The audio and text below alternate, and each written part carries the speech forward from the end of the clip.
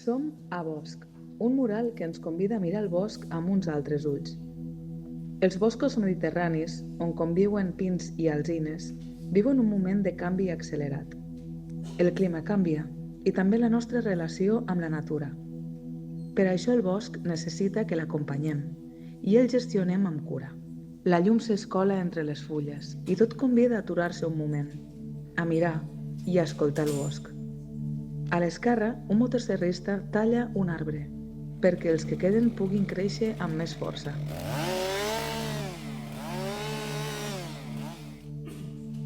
Entre els arbres hi pasturen ovelles. Recorden la silvopastura i la feina del sector ramader, que ajuda a mantenir el sotabosc, tal com feien els nostres avantpassats. Al fons, una pila de troncs parla de la fusta, que es transforma en biomassa per escalfar llars de la zona. Davant d'aquests troncs, una enginyera forestal i una tècnica observen un plànol i planifiquen el futur del bosc, perquè sigui més resistent i resilient. La gestió forestal contribueix, doncs, a conservar la biodiversitat del paisatge agroforestal. En primer pla, un Picasso que és discret però atent, observa aquesta escena i, de sobte, apareix una papallona llimonera, un símbol de la salut d'un bosc gestionat, un bosc en equilibri, que cuidem i que també ens cuida.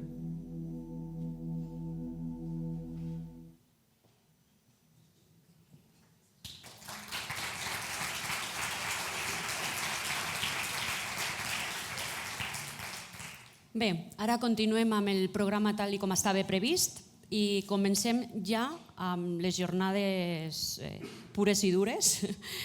El primer, ens endinsarem primer en un espai de Parlem, que serà un espai de ponències i debat, que porta per títol Adaptar-se al foc, eines i reptes en la prevenció municipal d'incendis forestals. En aquest espai de Parlem, el foc és el protagonista. És entendre com s'inicia, quines conseqüències podem evitar i sobretot com podem conviure amb el foc d'una manera responsable.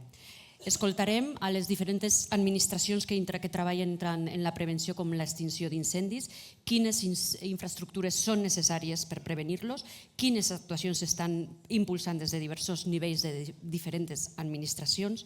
Parlarem de gestió intel·ligent i preventiva dels nostres boscos i el debat no s'aturarà aquí perquè a la taula hi ha dos alcaldes que ens permetran veure la visió d'altres administracions locals que poden promoure, executar, mantenir i obrir aquestes infraestructures.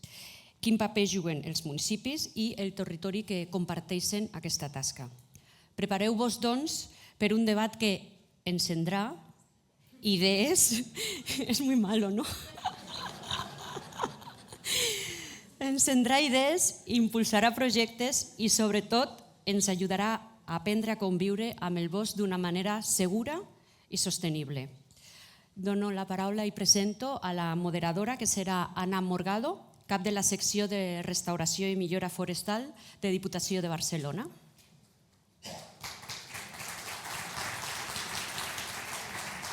Que crides els teus de la taula. Necessitarem. Bon dia. En aquesta taula parlarem d'incendis forestals i de com els afrontem.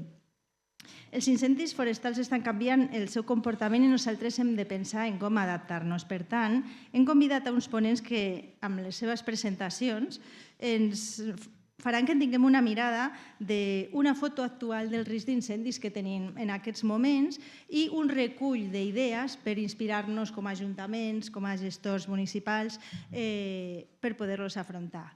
Primer parlarà l'Asier Larrañaga, que és inspector del Graf de Bombers de la Generalitat de Catalunya. Sí, heu d'anar pujant segons us... que ens donarà una visió en la perspectiva dels cossos d'extinció. Què necessiten els bombers per aturar els incendis? Després parlarà l'Òscar Sánchez, que és el cap de la secció de prevenció d'incendis forestals de la Diputació, que ens explicarà el suport que dona la Diputació als ajuntaments per afrontar els incendis. Després hem demanat la mirada de dos alcaldes, la Marta Verdejo, que és l'alcaldessa d'Olivella, sí, Marta, que ha dedicat molts esforços en executar franges d'autoprotecció, ha col·laborat amb els bombers en la creació de zones segures municipals al seu municipi i de les AGPs, àrees de gestió prioritària. Serà molt enriquidor conèixer la seva experiència. I el Pere Medina, que és l'alcalde del Brull, que a més d'alcalde és president d'una associació de propietaris, la de Montseny Ponent, i ha promogut iniciatives com Estella del Montseny, Ramats del Montseny i altres. Ell ens pot inspirar amb moltes bones idees. Per tant, la Cristina us ha explicat, primer, cada ponent té uns 7-8 minuts per explicar, després tindrem un debat de 30 minuts que ho farem entre nosaltres, jo faré preguntes i ho parlarem, ho engegarem entre nosaltres, i després 15 minuts d'un debat obert al públic. Hi haurà un micròfon i us ho passaran i comentarem. Per tant, Asier, quan vulguis. Hola, bon dia. Tinc una presentació que no sé si està preparada per passar. Sí?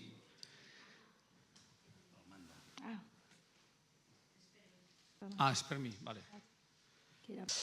Aquesta imatge, hi ha un vídeo associat, és una imatge gravada en l'incendi del pont de Vilomara de l'any 2022 i us posem aquesta imatge perquè us feu una idea de la magnitud dels incendis, dels problemes d'incendis que podem tenir en l'actualitat. És a dir, quan parlem de prevenció d'incendis forestals, quan parlem de gestió d'incendis o d'extinció d'incendis forestals, el que us volem transmetre bàsicament és quin tipus d'escenari hem de fer front actualment.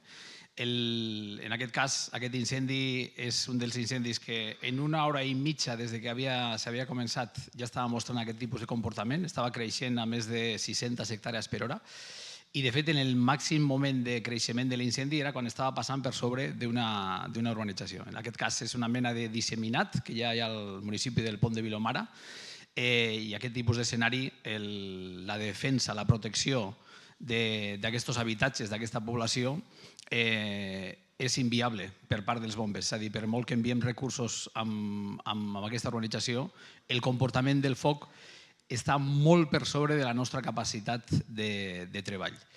Per tant, una de les... Si passes ara la imatge, no insistiu en el vídeo, ja passem cap endavant. En aquesta imatge aquí el que podeu veure és les conseqüències del pas d'aquest incendi per sobre d'aquest escenari urbà, amb tot el grau d'afectació a les diferents edificacions que hi havia. De fet, una de les millors notícies que vam poder tenir després del pas d'aquest incendi per aquesta urbanització és que no va haver cap víctima mortal, perquè el nombre de cases que van acabar afectades totalment superava la vintena. Segurament això també és degut a que la nostra tipologia constructiva permet estar dintre de casa, veure com se crema tot el voltant i al d'una estona, que és el temps que fa falta perquè s'acabi cremant el propi habitatge. En tot cas, l'escenari, viure un escenari d'aquest tipus com a veí dintre de casa teva no és gens agradable. A més de les pèrdues que pots tenir, però que la població al final, el nivell de risc que passa és massa elevat. I aquest incendi va cremar 1.600 hectàrees, és a dir, que és un incendi important, gran, creix molt ràpid, totalment fora de capacitat d'extinció des dels primers moments. Aquest incendi és l'any 2022, ara us posarem imatges de la seqüència d'un incendi, en aquest cas d'aquest estiu passat, en la zona de Guissona. De fet, l'incendi és Torrefeta i Florejacs, on comença. I aquí us posem la imatge o la frase que anem de cap als incendis de sisena generació. Segurament heu sentit parlar de les generacions d'incendis, de fet és una terminologia que neix a Catalunya, que avui en dia està acceptada a nivell global, i ve a explicar les generacions d'incendis com estan evolucionant els focs en un paisatge i en aquest cas la sisena generació està molt relacionada amb l'evolució del clima. És a dir, cada vegada tenim condicions climàtiques que faciliten el creixement dels incendis a una magnitud que fins ara no ho havíem vist. És a dir, aquesta zona de la Segarra, de cerealística, l'havíem vist cremar amb vent de ponent amb 6-7 km per hora, el 2009, un incendi que va cremar quasi 6.000 hectàrees també, però és que en aquest cas la situació de l'any 2026 l'atmosfera que hi havia, que governava aquest incendi, va ser capaç de fer-lo créixer a més de 20 km per hora al llarg de quasi 40 minuts i amb un creixement de superfície, una ràtio de més de 2.000 hectàrees per hora. Això és una autèntica burrada. És a dir, encara que la dimensió final sigui semblant a la del 2009, la manera en la que ho va fer no té res a veure. Aquí també hi ha un vídeo, no sé si funcionarà. No? No funciona? Val. En aquest vídeo el que es veu és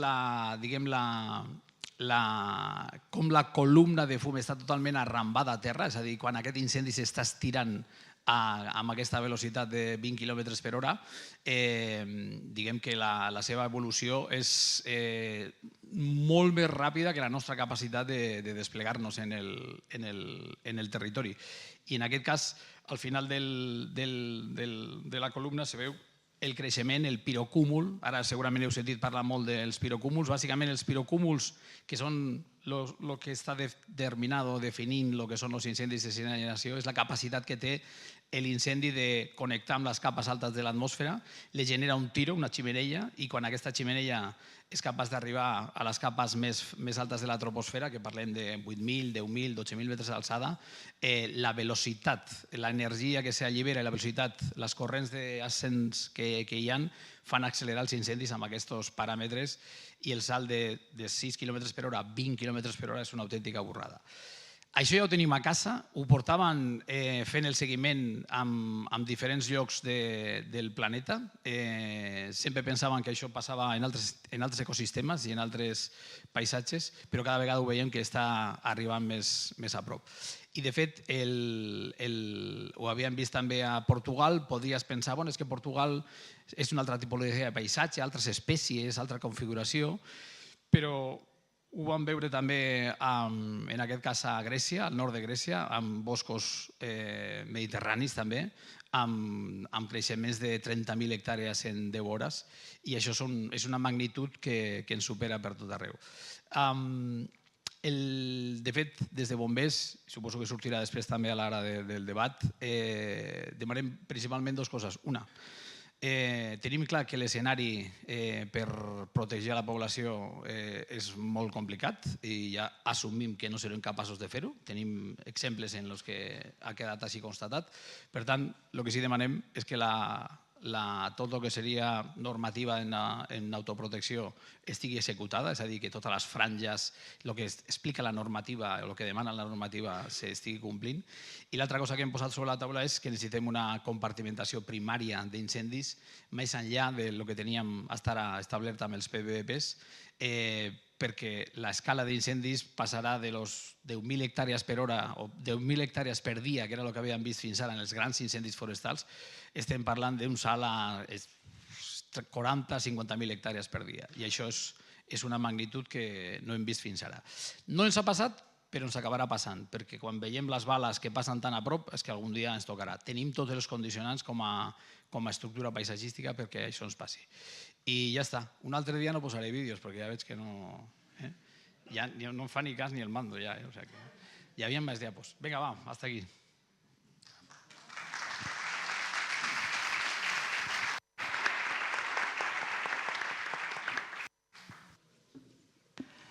Bon dia a tothom. Sí, comparteixo el micro amb Bombers com a acte de solidaritat i de companyonia.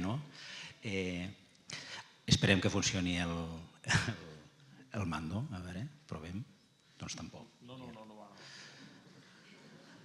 No, ja fa estona que no me fa cas. Mira, aquesta és la teva. I aquesta de qui és? Aquesta és la meva, mira. Bé, és un plaer compartir aquesta estona amb tots vosaltres per explicar-vos la nostra experiència des de l'Oficina de Prevenció d'Incendis, una experiència que venim acumulada, com ja s'ha dit al principi de la jornada, amb més de 30 anys de funcionament de l'oficina. El nostre treball és un treball que fem diàriament al llarg de tot l'any per preparar el territori. El territori el preparem amb dos objectius principals o amb tres objectius principals. El primer és facilitar als nostres clients, els ajuntaments, com a Diputació de Barcelona, els ajuntaments són els nostres clients, que compleixen amb la normativa de prevenció d'incendis forestals. El segon objectiu és facilitar als mitjans d'extinció una xarxa d'infraestructura, camins, punts d'aigua principalment, que els permetin fer la seva feina de forma ràpida i eficient. I tot això per què? Per facilitar als ciutadans que gaudeixen d'un territori on viuen, treuen recursos i també en gaudeixin. És un territori, com ja s'ha dit al llarg també al principi de la jornada, és un territori viu que va evolucionant. Veieu aquí l'evolució de la superfície forestal al llarg dels anys, des del 56 fins al 2018, que és la dada on surt aquest mapa de la dreta, on veieu que l'evolució de la superfície forestal ha estat molt considerable. Llunyanament a la impressió que explicava la Mireia de que els boscos van desapareixent. Però també és un territori habitat i com a Diputació de Barcelona ens hem d'adaptar a les necessitats de cada territori. Sant Jaume de Frontanyà té 25 habitants, Terrassa en té 225.000. Nosaltres, com a Diputació, hem d'oferir un servei a tots els ajuntaments per igual i de forma adaptada. Per tant, des de la Diputació, el que fem és oferir solucions al món local, però tenint una perspectiva de que el bosc no està tancat en una càpsula de vidre, sinó que és un element, com ja he dit, viu i ja s'ha dit anteriorment. Des de l'oficina treballem en diverses línies de treball. Una és la gestió forestal, que és el motiu principal de la jornada d'avui, però avui jo, com a cap de secció de prevenció d'incendis, us vindré a parlar del meu llibre, i el meu llibre són aquests dos que teniu aquí davant meu, i principalment són 3 programes. El primer programa és el Pla de Vigilància i Informació, que té com a objectiu informar i conscienciar a la població sobre el risc d'incendi forestal. Ja s'ha dit també anteriorment que hem de fer cada cop més pedagogia des de les administracions. Aquí possiblement podríem també, com a repte de millora, incorporar dintre d'aquest programa d'informació i vigilància, incorporar i millorar encara més del que fem, la pedagogia i la conscienciació de la població. Durant la campanya d'estiu despleguem un dispositiu que li anomenem PICFOR, un pla d'informació i conscienciació per incendis forestals a la població, on agents cívics recorren el territori, les zones calentes del territori, perquè recordem que el 90% dels incendis tenen causes antròpiques, per tant van a vigilar, a conscienciar la població en aquest territori més habitat, per conscienciar precisament a la població sobre aquest risc d'incendi i com actuar davant d'una possible emergència. L'any passat, a tall d'exemple, vam informar a 56.000 persones, però també l'acció dels agents cívics és detectar incendis, incidències en la infraestructura, en les línies elèctriques, inventariar els punts d'aigua, informar la gent, fer campanyes de bustiatge, o sigui, fem molta feina. Tota aquesta feina, a més, la fem transparent. Podeu consultar en aquesta pàgina web totes les tasques que desenvolupa el personal del PICFOR durant la campanya. Podríem dir que, i faig un salt enrere, que des de la nostra oficina el que oferim als ajuntaments és una planificació estratègica compartida i consensuada del territori. En segon lloc, donem suport al món municipal amb el finançament de les actuacions planificades, perquè el paper ho aguanta tot, però és important fer. I, en tercer lloc, un acompanyament tècnic. Com he dit abans, hi ha ajuntaments molt petits que no tenen tècnics, a vegades no tenen secretari municipal, no sé si és el vostre cas, Pere no? Sortosament no, però a vegades no hi ha secretari municipal, no hi ha tècnics municipals i des de la Diputació, des de la nostra oficina, intentem donar aquest suport, aquest acompanyament tècnic. I sobretot també intentem fer transparència, intentem ser transparents. Tot allò que fem intentem publicar-ho i a més ho publiquem en obert. I ara, deu ser que el temps se m'ha passat. Ara aquí. La segona pota del Pla d'Informació i Vigilància seria la vigilància del territori. Donem suport econòmic perquè les ADFs, les agrupacions de defensa forestal, puguin desenvolupar la seva tasca de prevenció durant el seu discurs de les seves campanyes d'incendis. També donem suport a l'activació de torres de guaita d'interès local i, en tercer lloc, també desenvolupem o complementem la xarxa de càmeres de vigilància dels bombers amb una xarxa que nosaltres denominem de guerrilla, dispersa per el territori, amb càmeres d'un import econòmic baix, però que ens permeten desplegar una vigilància del territori molt àmplia i que està vinculada a una pàgina web que és del Secretariat de Federacions d'ADFs de Catalunya i que es diu vigilant.cat i que podeu consultar també en obert tots vosaltres quan vulgueu. I finalment detectem coses i, com he dit, no només és important detectar, sinó també actuar. I per això tenim una línia de finançament per la retirada d'abocaments. Aquí teniu 3 exemples de l'abans i el després, de la bona feina que es pot fer amb aquestes línies de finançament. Us animo, si hi ha representants locals, a que sol·liciteu aquest ajut, que encara està obert. Pel que fa a prevenció d'incendis, ja us he dit, primer planifiquem. Aquest és l'estat de planificació dels municipis, dels plans de prevenció d'incendis municipals de la província de Barcelona. Veieu que està tot de color verd. No només redactem els plans de prevenció d'incendis que el decret 64/95 obliga a tenir als municipis, sinó que a més redactem 68 PPIs més de municipis que, segons l'Infocat, tenen un perill o un risc elevat. També, com us he dit, donem suport econòmic. Anualment, per exemple, aquest any, atorguem 4.300.000 euros només amb infraestructura estratègica de prevenció d'incendis a la província de Barcelona. Té 2 línies d'actuació. Manteniment dels camins, volem que els camins estiguin practicables, però no només els volem mantenir, sinó que a més els volem millorar. No només camins, sinó també, com he dit abans, punts d'aigua. I hi ha l'acompanyament. L'acompanyament és el suport en la gestió del pla de prevenció d'incendis. Les obres no es poden fer de qualsevol manera, considerem que han de ser útils i, per tant, s'han de gestionar i s'han a vegades de dirigir per tècnics especialistes. Creiem molt en les franges auxiliars de trànsit, és una demanda de bombers i després, finalment, el que fem és facilitar als ajuntaments una validació prèvia de les obres que el que faciliten és que els ajuntaments no paguin factures que possiblement després nosaltres no puguem subvencionar perquè l'obra estigui mal executada. O sigui, visitem l'obra abans de pagar-la. Prevenció d'incendis en urbanitzacions i nuclis de població.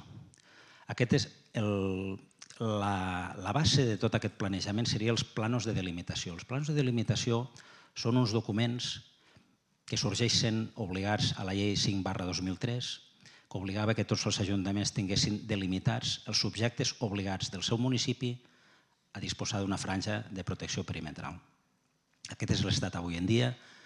Veieu que pràcticament tot està en color verd, però sí que és veritat que tenim alguns casos, alguns municipis, on el projecte està redactat però no està aprovat.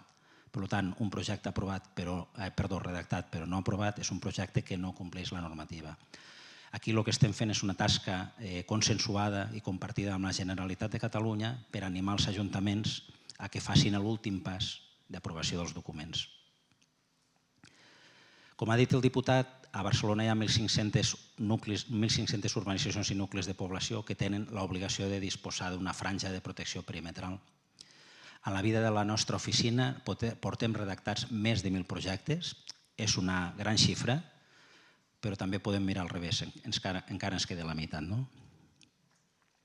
I finalment el suport al finançament d'aquestes franges i parcel·les interiors municipals que contempla l'execució dels treballs. I fixeu-vos, aquí us he posat una foto no d'una franja, sinó que us he posat una foto dels arbres especials, de la dificultat que a vegades té executar una franja de protecció al voltant de zones habitades. I, evidentment, com he dit abans, la direcció facultativa. I pel que fa al suport tècnic, evidentment, el suport en la gestió dels projectes, la interpretació per fer una correcta execució de les feines. Si cal, revisem els preus, els actualitzem a preus de mercat i també fem validacions prèvies d'obra. Com us he dit abans, transparència. També a través d'aquesta pàgina web podeu consultar els projectes redactats i també el grau d'execució finançat per la Diputació de Barcelona. Això vol dir que és possible que hi hagi moltes més feines fetes, no surten amb aquest visor, perquè estan finançades amb fons de finançament, ja sigui del món local, de Consells Comarcals, Generalitat de Catalunya, etc. Som un equip a l'oficina il·lusionat, amb ganes, amb empenta, tècnicament molt potent, us ho dic de veritat. Tenim moltes ganes d'ajudar-vos, estem al vostre servei. Jo us he explicat algunes eines de les que tenim i les que posem a l'abast del món local i us convido a participar i a aprofitar la jornada de debat per parlar dels reptes i com millorar la nostra feina de cada dia. Moltes gràcies.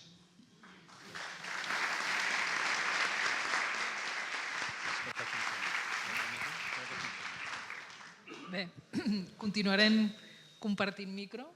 Ens han posat un per cada un, però em sembla que tots anem a dir-ho un moment anar via els apunts, si se m'obre això. Vale, ja està.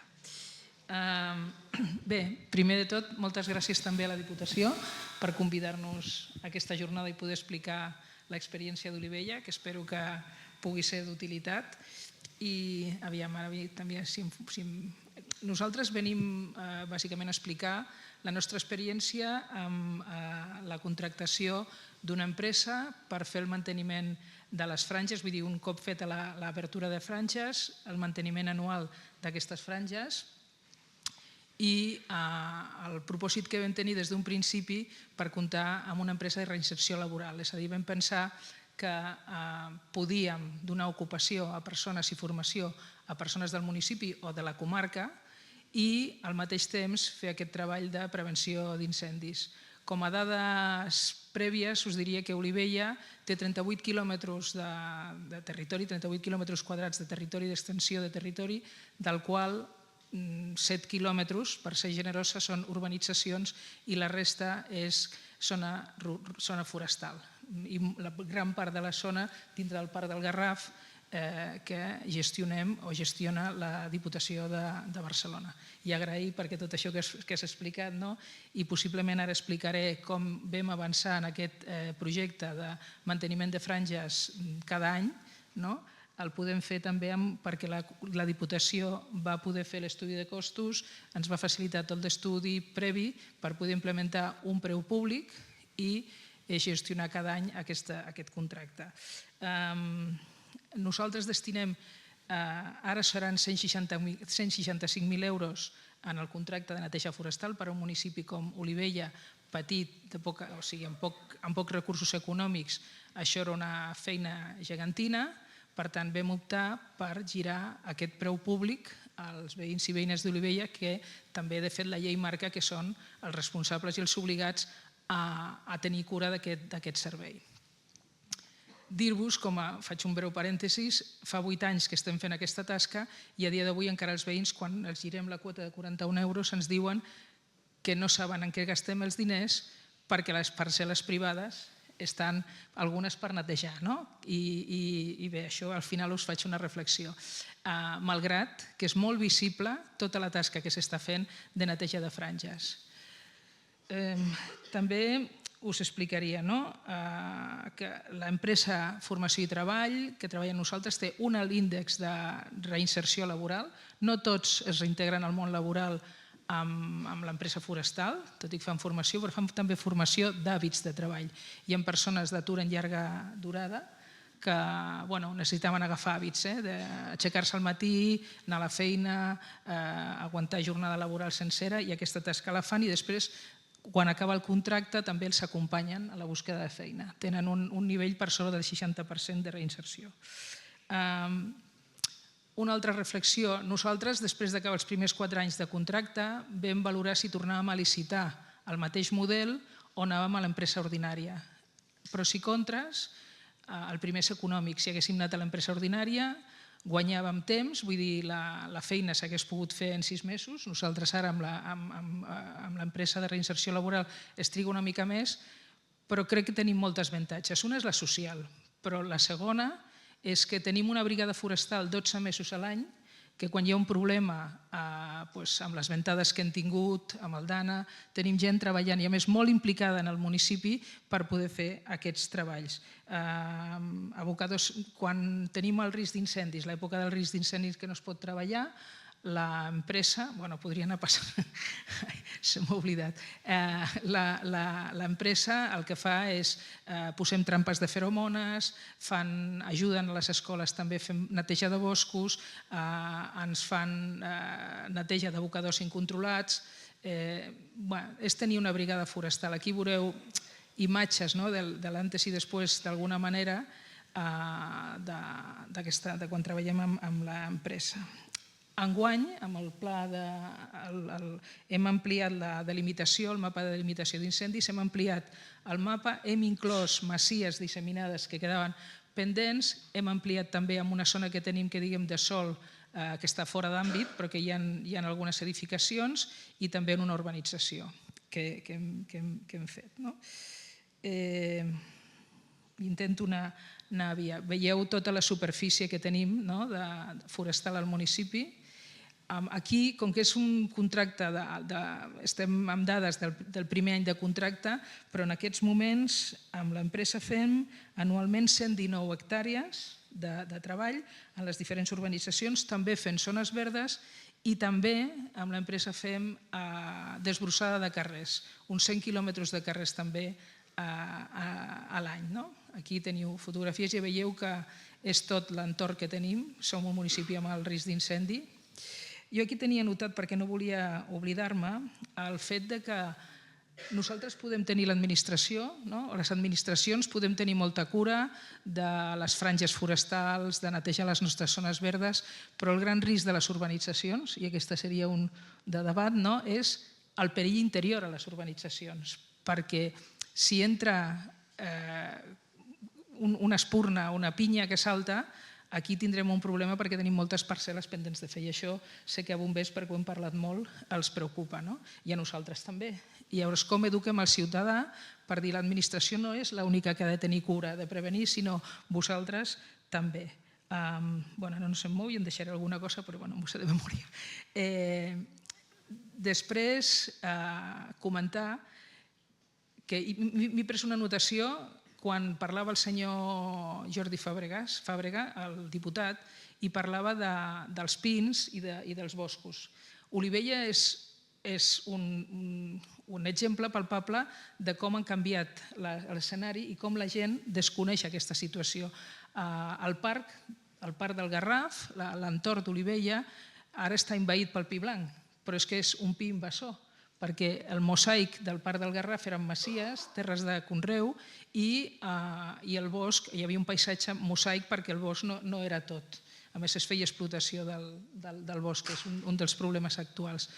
Ara, a més, jo a molta gent li dic passejant, podreu veure com els marges de pedra seca estan, d'alguna manera, invadits pel bosc, estan ocupats, però que no era aquest. Quan la gent diu talar arbres no, realment el bosc no és el paisatge natural que tenim nosaltres. I a l'interior de les urbanitzacions, sí, com a qüestió, és que l'Ajuntament està dedicant entre 20 o 30.000 euros anuals a la neteja subsidiària de parcel·les buides, que després ens costa recuperar, i que és una de les assignatures pendents, torno a dir, en la qüestió de tenir problemes per gestionar-les, que seria un del tema que des de les administracions podríem mirar per sancionar la persona o els propietaris que no netegen aquestes parcel·les. Però bé, ja vindran a l'hora de les preguntes, em sembla que m'estic passant del temps, no sé. El missatge és nosaltres, les franges, jo crec que com a administració pública que tenim urbanitzacions, hem de mantenir-les, hem de fer el possible per protegir els nostres veïns, és a dir, al final és una protecció pels veïns. Dir-vos també que l'experiència de cobrar un preu públic costa, no és fàcil, però al final és la seva responsabilitat i que a nosaltres portem 8 anys mantenint periòdicament, o sigui, anualment fent tot aquest recorregut de totes les franges, es nota moltíssim. I després una altra pregunta, m'estic avançant, però seria bombers de dir totes les franges han de tenir 25 metres, algunes més, algunes menys, però s'hauria de, depèn de la pendent, potser hi ha llocs que necessiten 50 i uns altres que en 10, però bueno, tot això jo crec que és en el camí que hem d'avançar i aquí ho deixaria per deixar temps al company. Gràcies.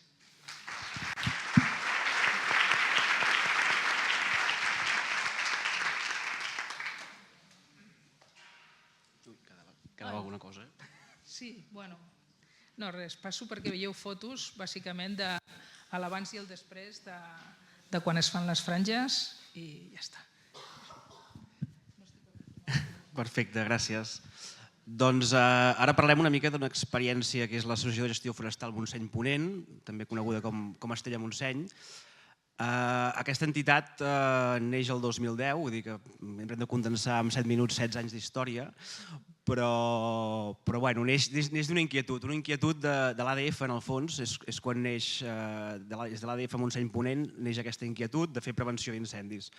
Aleshores, aquests quatre ajuntaments, que serien Aiguafreda, el Brull, Tagamanent i l'Ajuntament de Seva, i també la MD de Sant Miquel de Balenyà, conjuntament amb la propietat forestal d'aquest àmbit, comencen a fer-se preguntes sobre el futur de prevenció en aquest territori. Una miqueta, comencem el 2010 amb uns estudis de viabilitat, el 2011 hi ha la primera instal·lació de la caldera de biomassa al Brull a través de l'obra social La Caixa, i després venen les calderes de Seva, Sant Miquel de Balenyà, i el 2013 es crea com a tal l'Associació de Gestió Forestal Montseny Ponent. El 14 obtenim finançament gràcies a la Diputació de Barcelona, un suport tècnic, i llavors comencem a generar una miqueta més de tasques. Augmenta el suport econòmic, inauguració de la caldera d'Aiguafreda, i tot això va incrementant. Hi ha un tema important, vam crear una franja de seguretat de la C-17, jo crec que va ser l'actuació més important que vam fer al principi, perquè a part de tallar un carril de la C-17 durant setmanes, va ser una actuació que realment té un ús, per si un dia ve aquest incendi, que en teoria es preveu al massís del Montseny que arribi per aquesta zona, i hem anat fent aquí una mica de resum, que després, si de cas, com que tindreu accés a la presentació, ja podreu veure.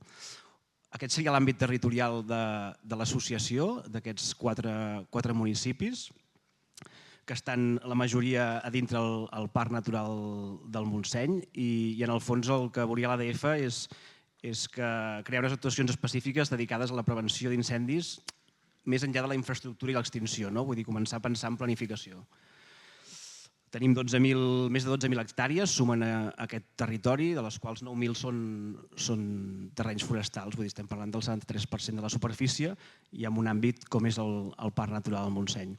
En el fons l'objectiu era clar, era potenciar l'ús de la biomassa entre els associats i potenciar l'ús d'aquesta energia en l'àmbit territorial de l'associació. És a dir, començàvem a treballar amb aquests 4 municipis i en el fons era començar a generar moviment perquè es pogués cremar estella a les calderes municipals i això generés que poguéssim fer treballs forestals a les zones immediates d'aquests municipis. Es fa un pla estratègic de prevenció d'incendis, això en sabeu molt més tots els que esteu aquí a la taula i aquí dalt. Aquí es creuen diferents informacions, bombers, risc d'incendis, models, etc. i ens acaben definint on hem d'actuar en aquest territori. I gràcies a l'ajuda de la Diputació tenim sobre aquests 120.000 euros anualment que es destinen a actuar en aquestes àrees de gestió prioritària, en generar infraestructures per donar oportunitat als bombers si hi ha un gran incendi forestal, etc. Vull dir que, en el fons, nosaltres el que estem fent com a municipis, els 4 municipis, és posar-nos en mans dels professionals i fer el que ens diuen. Vull dir, si ens diuen que hem d'actuar fent prevenció, doncs és la nostra obligació des del món municipal fer aquestes infraestructures. Per tant, és el que des del 2013 estem intentant fer. Aquí parlem una mica d'aquest cercle. En el fons, Estella-Montseny es generen unes calderes de biomassa que consumeixen estella del territori. És a dir, el primer que vam intentar és generar demanda, és a dir, que aquests equipaments municipals consumissin estella. Llavors acabem consumint aquesta estella que prové d'aquestes actuacions del pla anual de la Diputació de Barcelona i després veureu que això ens genera uns ingressos que ens permet fer altres coses a part del que és purament les actuacions que marca el pla anual. És aquest cercle virtuós que diem, vull dir que en el fons impliquem empreses del territori que fan la feina als boscos dels associats, paguem un preu digne per aquesta fusta, hi ha un retorn aquí a la propietat forestal, això va ser un dels principis bàsics com vam crear Estella-Montseny, és que havien de marcar un preu digne pel sector forestal, el que vol dir que nosaltres entrem la fusta a un preu a la planta i a partir d'aquí calculem tots els costos que acaben pagant els ajuntaments per aquesta estella. Per tant, ens assegurem que els nostres boscos estiguin treballant empreses professionalitzades, com amb tota la normativa que actualment s'ha de fer, que la feina quedi ben acabada, perquè tenim uns tècnics que verifiquen que les feines quedin ben acabades, i en el fons els ajuntaments estem gaudint d'un producte que és de quilòmetre zero i que tenim un cost, entre cometes, controlat. Quan va haver la crisi d'Ucraïna, que van pujar molt els preus de tots els combustibles, doncs en el fons el preu del combustible nosaltres el teníem relativament controlat perquè tancàvem el cicle de producció d'aquest combustible. Parlem d'aquest cercle virtuós, vull dir que integra tots els beneficis de la gestió forestal sostenible. Tanquem un cercle virtuós per la conservació de la reserva de biosfera del Montseny, la mitigació del canvi climàtic i el desenvolupament rural. Nosaltres, en el fons, el que ens preocupa també és el paisatge del Montseny. Nosaltres vivim al Montseny i també volem que la gent gaudeixi d'aquest paisatge. Per tant, hem de ficar tots els recursos per poder-lo mantenir. El que us comentava, els municipis, què gaudim? Doncs, evidentment, treballem amb energies renovables. Els nostres equipaments funcionen amb energies renovables. El que us comentava del preu, podem controlar, podem regular el preu a què assolim aquesta estella i aconseguir que els nostres que les empreses que treballin en aquest àmbit també treballin a un preu digne i, sobretot, el més important, que el sector forestal rebi un ingrés per aquesta fusta en peu. I el propietari forestal que rep? Doncs això, una seguretat d'estar en una associació on, evidentment, hi ha uns tècnics que vetllen perquè es facin bé les coses i tenen la garantia que tenen un preu per entrar a aquesta fusta de trituració a un preu raonable. I, en general, la comunitat, evidentment, tota la gent que no és de l'àmbit, també pot assegurar que tindrem un entorn al Montseny que està fent tot el possible per prevenir el tema d'incendis forestals. Creem llocs de treball, es creen llocs de treball al territori vinculats als treballs forestals i també una mica al tema del silví i de la pastura. I al final aquí tenim com estem mantenint les franges. Els companys tiraven del tercer sector, nosaltres intentem tirar de la pastura. De la pastura, que seria una miqueta ara cap on anem. Anem a tancar una mica el cercle, el que ens trobem que hem obert infraestructures, hem obert àrees prioritàries, però ens costa molt el manteniment. La realitat és aquesta, avui tenim poca càrrega ramadera, ens falta càrrega ramadera, per tant ara estem intentant treballar amb Ramats Montseny d'intentar incentivar aquesta càrrega ramadera, perquè si no posem molts esforços la Diputació, els ajuntaments, en crear aquestes franges necessàries, estratègiques, però lamentablement hi ha algun indret que hi vas al cap de 3-4 anys i la situació és delicada perquè anem obrint i llavors no podem mantenir. Aquesta seria la planta que actualment està així, després d'aquests 16 anys de trajectòria, on processem tota la fusta. Aquí, com a exemple, sí que és una cooperació dels 4 ajuntaments. En el fons, aquesta planta està ubicada a Sant Miquel de Balenyà, al municipi de Seva. És una planta que neix perquè un ajuntament, el Brull, cedeix un bosc per fer una bàscula, l'Ajuntament d'Aiguafreda s'encarrega de fer l'obra civil, els plànols i aporta la grava, vull dir que cadascú va anar aportant una mica de tot per crear aquesta planta que ens en beneficiem els 4 ajuntaments. Una mica tenim l'apilatge de fusta, aquest és el producte que al final obtenim per les calderes de biomassa. I aquesta última diapositiva, una miqueta com que estàvem en aquest fòrum que la majoria som enginyers, doncs he pensat de posar 4 dades. Una miqueta què estem fent ara tot avui. Estem gestionant unes 100 hectàrees aproximadament, és el que acaba fent l'associació. Estem ara a les 1.800 tones any de producció d'estella. El preu de compra de fusta són 40 euros tona, el que us compartia, això ens assegura també pagar un preu digne a la part forestal, i el preu de venda d'estella i garbellada és la que tenim aquí, aprovada per Junta. I on subministrem actualment? A tots aquests ajuntaments que ja hem sortit de l'àmbit del que és l'associació, inclús ja estem subministrant aquí a Vic, equipaments d'aquí a Vic educatius, estem subministrant, i alguna empresa privada. Per tant, estem aquí. La nostra voluntat és tenir recursos per poder fer diferents accions de prevenció i sobretot ara el repte que tenim davant el futur és tot el tema de la pastura, de pasturar aquestes franges que hem netejat.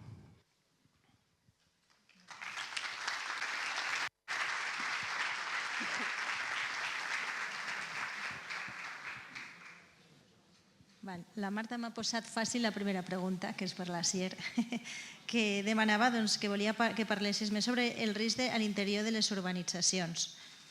I que parli sobre el risc dintre de les urbanitzacions i també una mica una reflexió sobre l'amplada de les franges. Hola, hola, hola.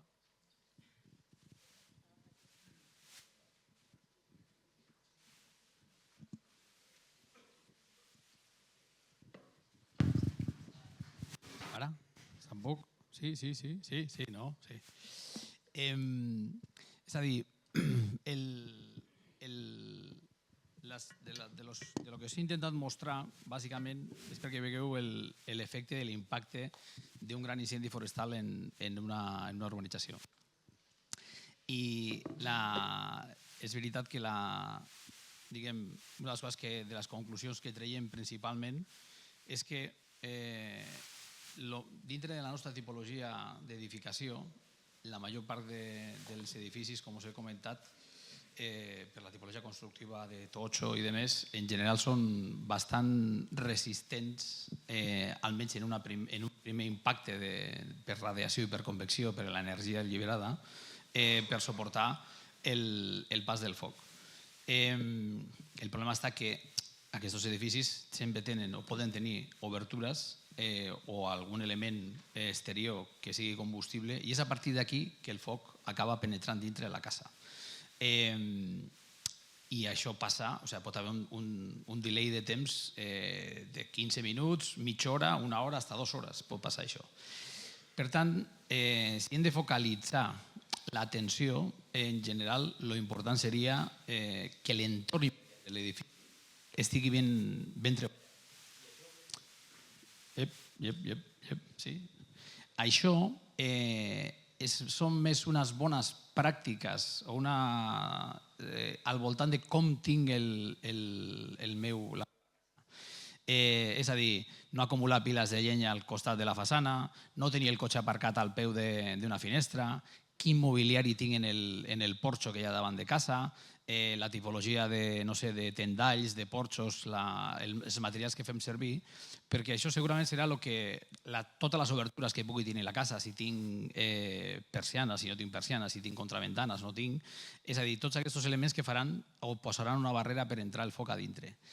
I això és un treball de mal fer, perquè això no està escrit en cap mena de normativa. Això és una que l'hem d'explicar al propietari, donar-li uns bons consells i que ell després tingui interès o sigui capaç d'adequar aquest entorn. A partir d'aquí entraríem en la part, i aquí ja sí que és més de normativa, de a quines distàncies i quina tipologia de jardineria puc tenir al voltant.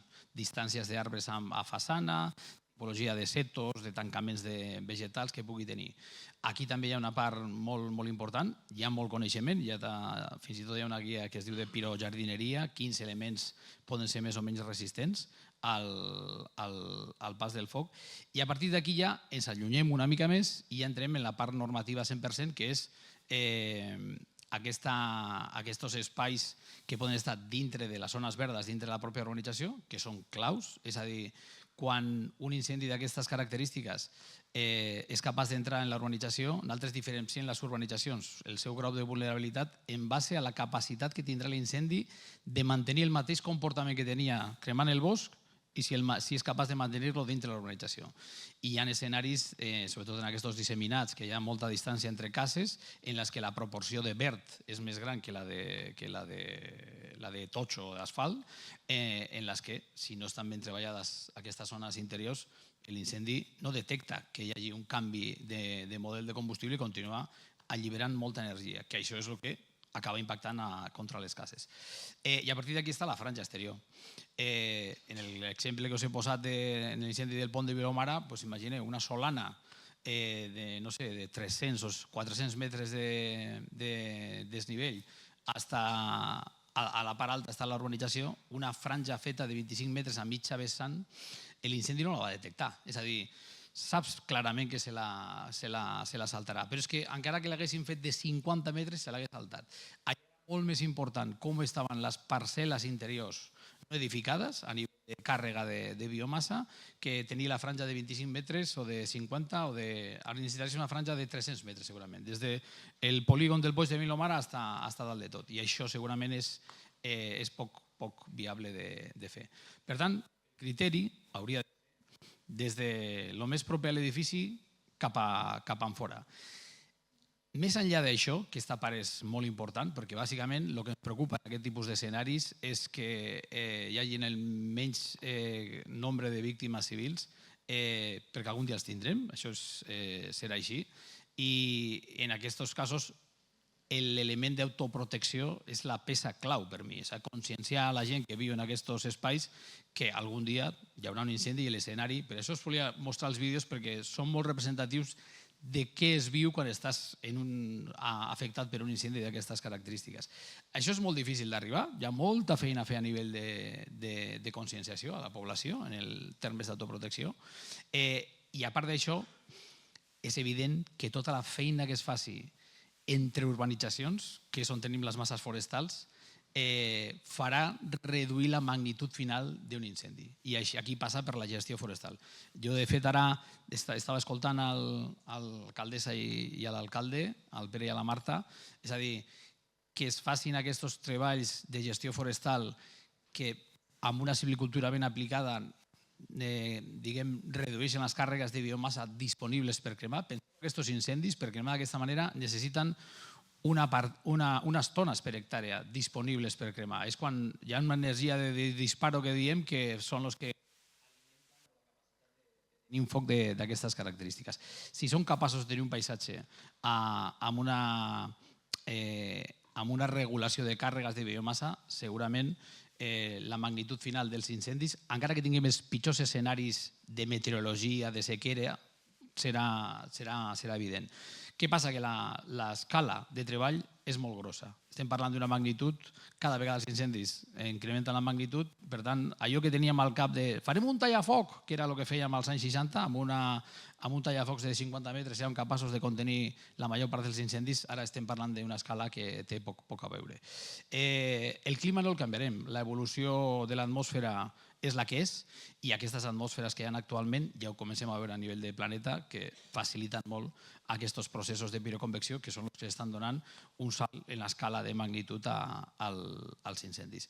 Per tant, tot el que sigui inversió en gestió de boscos i tot el que sigui autoprotecció farà que tinguem escenaris d'emergència en què tindrem l'incendi, que serà gran, però els efectes, l'afectació a la població serà diferent. La nostra capacitat de defensar coses serà més alta. Bàsicament és el missatge que us volia traslladar. Gràcies. Una pregunta per l'Òscar. Quina valoració es fa des de la Diputació dels plans de prevenció d'incendis forestals que esteu oferint als ajuntaments actualment i quina és la vostra visió de futur? Com creieu que ha d'evolucionar? Bé, hola. No, em sembla que no. Sí, se sent bé? Sí, d'acord, gràcies. Els plans de prevenció d'incendis és aquest document que lliurem als ajuntaments, és aquesta carpeta vermella que veieu aquí davant.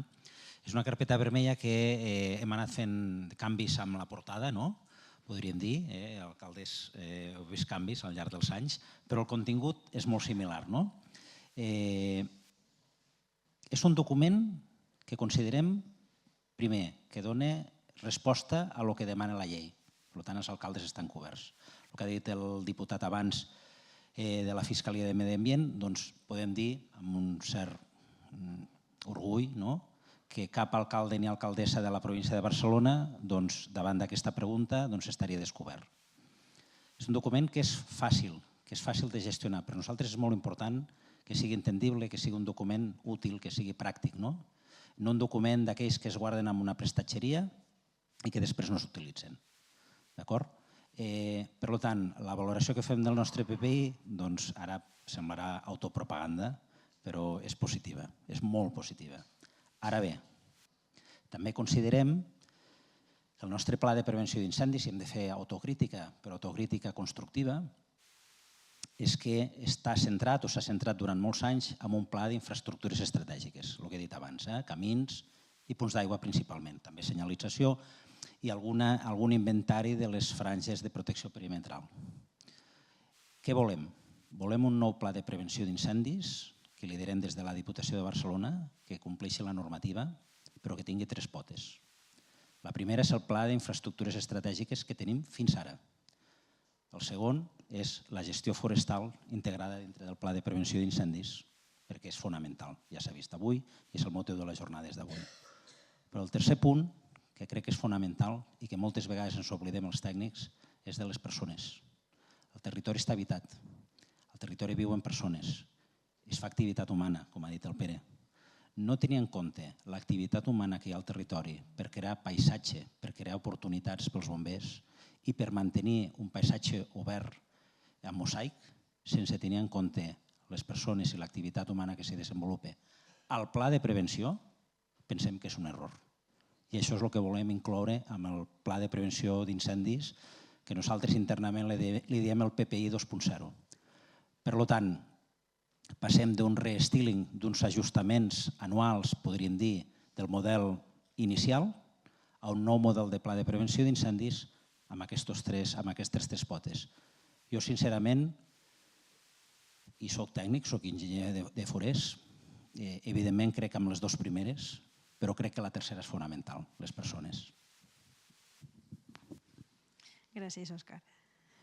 Aquesta va tant per la Marta com per al Pere, com a gestors municipals en prevenció d'incendis. Quins són els vostres reptes i quines eines us faltarien? Bé, a nivell d'Olivella, que és un municipi envoltat per massa forestal, jo crec que un repte és, com comentava també el nom no el recordo, Marcial? Asier. L'Asier és conscienciar els veïns. Nosaltres tenim un gran problema perquè tenim 2.000 parcel·les sense edificar en l'interior de les urbanitzacions, que, com deia ell, és el que més problema genera.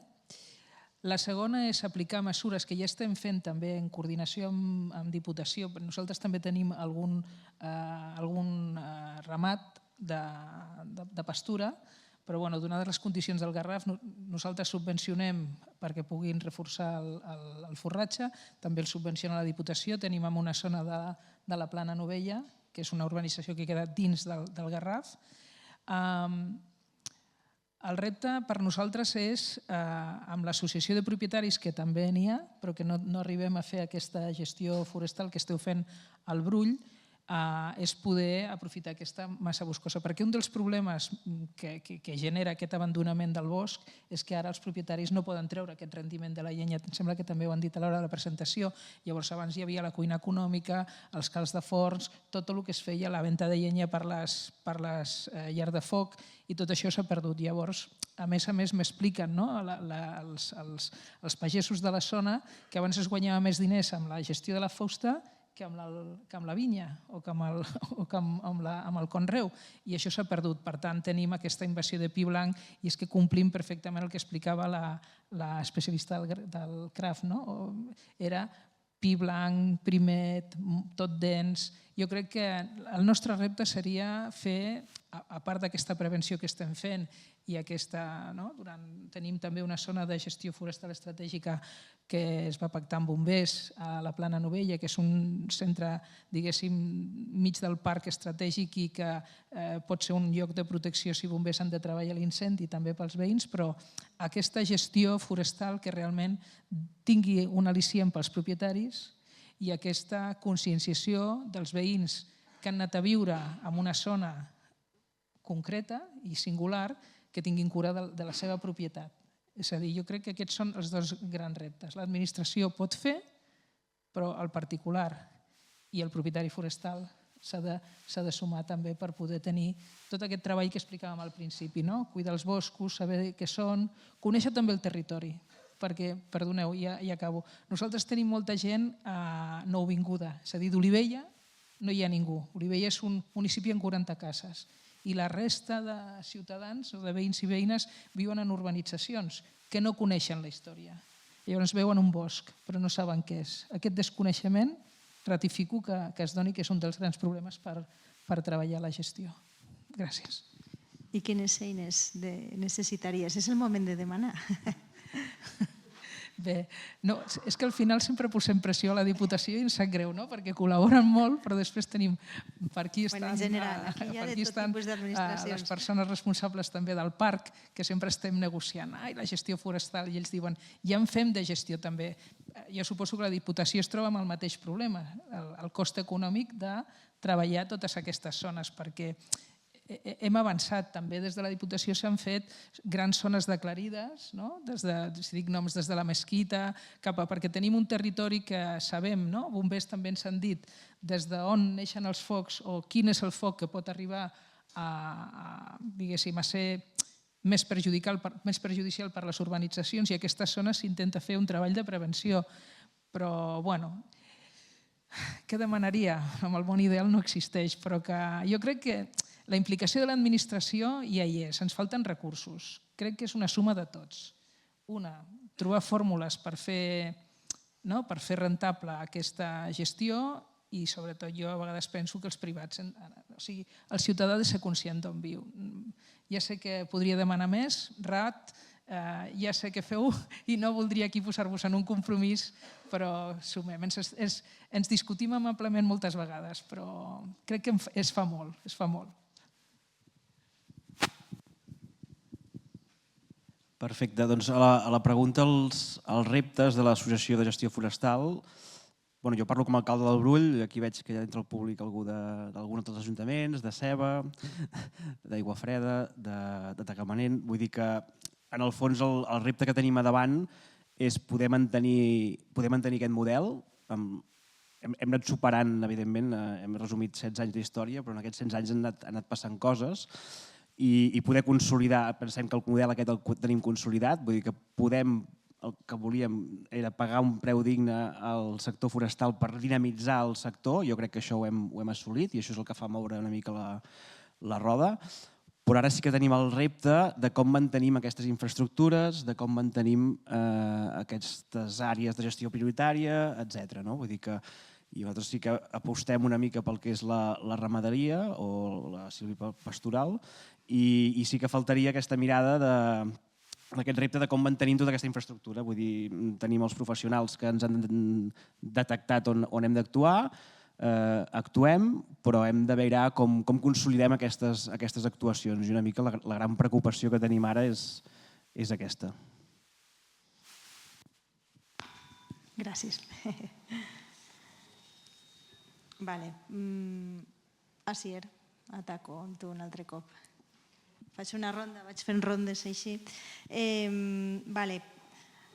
Has estat explicant i tots ho tenim clar, que a part de les infraestructures que hem d'anar més enllà i hem de gestionar els boscos.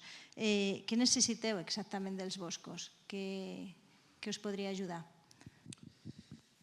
Principalment necessitem unes estructures de bosc que en la major part de la superfície no siguin facilitadores de que el foc pugi a les capçades. Això és com a pauta principal. Això ja sé que és un repte, bàsicament perquè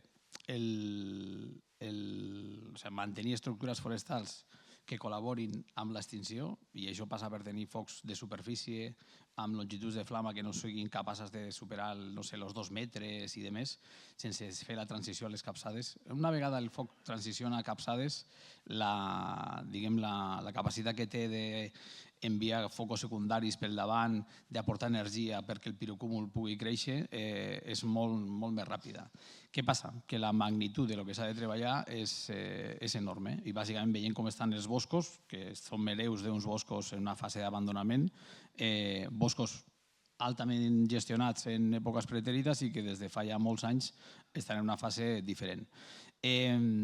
Jo en el període que porto en la meva carrera laboral, des que vaig arribar a Catalunya ara, us he de dir que he vist una evolució, és a dir, cada vegada se veuen més masses forestals que serien col·laboradores, i això és en base a la feina que s'està fent, i en aquest cas des de Diputació de Barcelona la promoció de l'associacionisme, el posar gent al davant perquè tingui criteri a l'hora d'aplicar silvicultura. No qualsevol gestió forestal funciona perquè els incendis no agafin intensitat, això ho sabem, és a dir, aquella silvicultura tradicional que ens ha permès els nostres boscos d'anar picotejant i treure un producte, per dir alguna cosa, que bàsicament era selecció diamètrica, aplicat a pi blanc, aplicat a pinassa, a pi roig i a totes les espècies, això hem vist que no assegurava no tenir comportament de capçades. Per això es van dissenyar les sorgest al seu dia. Bàsicament era un encàrrec en el que nosaltres aportàvem el coneixement a nivell de comportament de foc i quines estructures eren les que facilitaven les coses. Què passa? Que la silvicultura, les orientacions de gestió, els itineraris silvícoles que haurien d'aplicar en aquests boscos, el repte està en com aplicar al llarg del temps, en tot el període d'evolució d'un bosc, des que sigui jove fins al seu moment de maduresa, quins tractaments aplicar perquè sigui el col·laborador i eviti el foc de capçalers. Hem tingut jornades de camp, jornades tècniques, discutint amb vosaltres. Cada espècie i cada població té característiques diferents, però al final estem compartint moltes espècies entre diferents poblacions. És veritat que és molt rica Catalunya en aquest sentit i la província de Barcelona des del començament, és a dir, l'alcaldessa d'Olivella, el seu escenari, parla de pins, té poc a veure amb el que pot viure el Pere a la zona del Brull, però més enllà de les espècies sempre hem parlat de l'estructura, és a dir, no focalitzeu en les espècies perquè hi ha algunes que tenen molt mala fama i altres bona fama i no és ni una cosa ni l'altra. Quan aquests incendis van, no diferencien si és alzina, si és roure o és pinassa o és pi blanc el que crema. Hem vist escenaris de grans incendis forestals en tota tipologia d'espècies. Ho dic perquè també hem de començar a evolucionar la nostra mentalitat i començar a aplicar el que diem la silvicultura intel·ligent. Una altra cosa és que això costi molts calés o necessiti intervenir cada poc temps. Això ja és una cosa a veure i a discutir, però com a societat, si volem evitar que l'impacte sigui una gran garrotada, penseu que a altres llocs que ja estan passant per aquest procés a ritme avançat, com sigui Austràlia, per exemple, van tenir una campanya 2020 que se van cremar 8 milions d'hectàrees.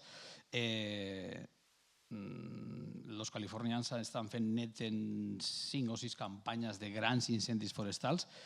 Penseu que totes tenen uns dispositius d'extinció de lo més potent que hi ha i tot i així les ha passat per sobre aquests episodis de grans incendis forestals.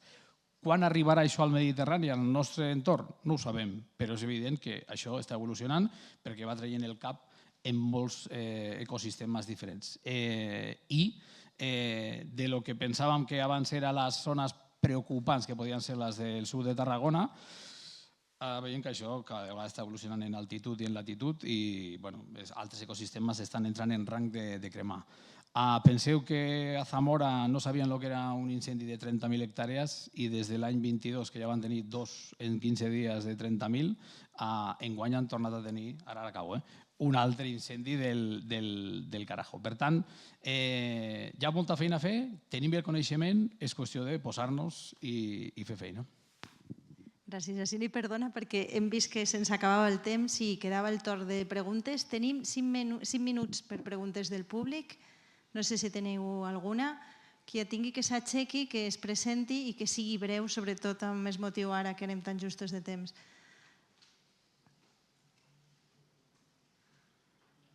Potser ens ho poseu molt fàcil i no estem patint.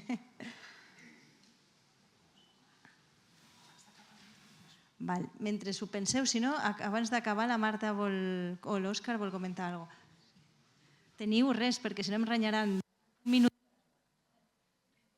Són 30 segons. Només que des del municipalisme jo crec que no podem oblidar en qüestió de prevenció d'incendis la col·laboració que tenim amb les ADFs locals i en concret a la Vegueria que tenim la Federació Paredes Garraf i crec que són un element que compaginat amb bombers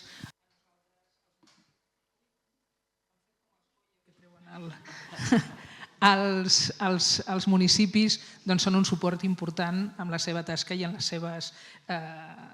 seus treballs també durant l'any, en la temporada d'estiu. Només agrair a la SADF, que veig que hi ha alguns per aquí, i la tasca que fan. A veure, preparant la presentació he estat mirant per internet algunes coses i estava buscant quan es va crear l'Escola d'Ingenieros de Montes de Madrid, que va ser el 1846, i vaig trobar un text que us voldria compartir i que penso que és molt interessant i que reflexa molt les percepcions que tenim la gent del territori.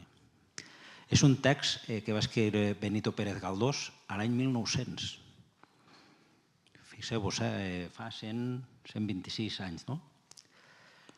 Es un episodio de Episodios Nacionales, Bodas Reales, en el que diu: este año se creará una nueva carrera de gran porvenir que llaman ingenieros de montes y ello tiene por objeto estudiar y dirigir la replantación del arbolado para que llueva más y no tengamos tanta sequía. O sigui, la sequía al 1900 ya era un problema. Nuestro hijo será de los primeros que entren en esta brillante carrera, sembla autobombo això, però no era la intenció, para lo cual le pondremos en una escuela donde nos lo preparen en toda la matemática y toda la botánica que sea menester. En España tenemos pocos árboles y el gobierno que nos plante algunos miles de millones será un gobierno sensato y entendido. Fixeu-vos el que es deia el 1900. Volia compartir-vos aquest text perquè crec que és molt significatiu i que enllaça molt amb algunes de les coses que s'han comentat anteriorment. Gràcies. Res, 30 segons també i ja tanquem micro. No, només comentar-vos que la situació és complexa, però tenim les eines. Per tant, endavant. I gràcies.